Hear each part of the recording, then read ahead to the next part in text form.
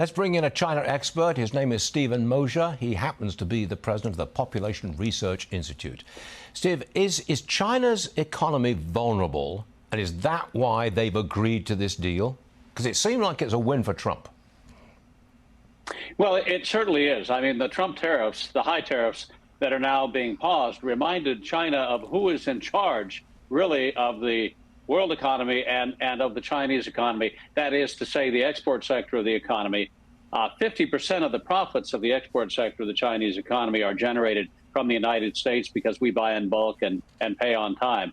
So, you know, while many nations reached out immediately to the White House when the tariffs were imposed, China remained defiant for 2 weeks while factories shut down and urban unemployment skyrocketed. You know, just in the last week, we had 1,800 businesses in Shenzhen and Zhejiang, those big export-oriented provinces, shut down.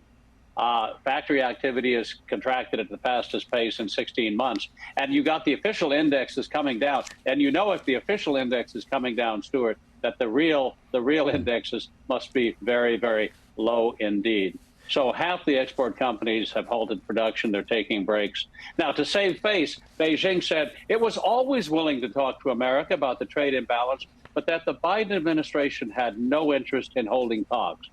Well, it was the big guy blinked.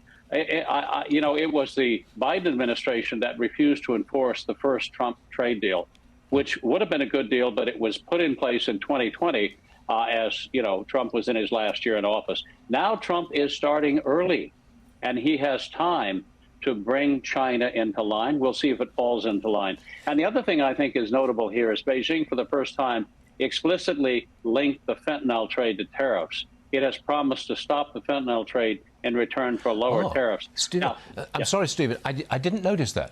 I was about to ask you, whatever happened to the fentanyl, the precursor chemicals that China makes? Whatever happened? I didn't catch that. They promised to knock it off? That's right. They came in before the meetings in Switzerland. They came in and said, you know, we're willing to stop the fentanyl trade if you lower the tariffs. Now, think about that for a minute.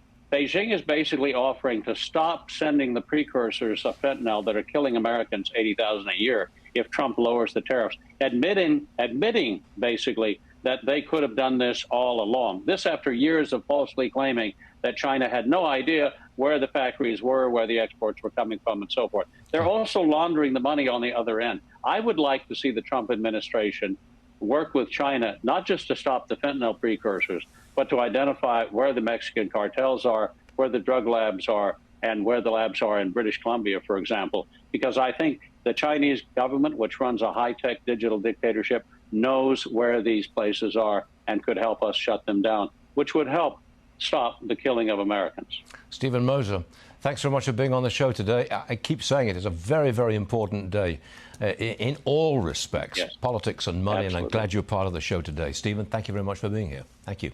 Thank you.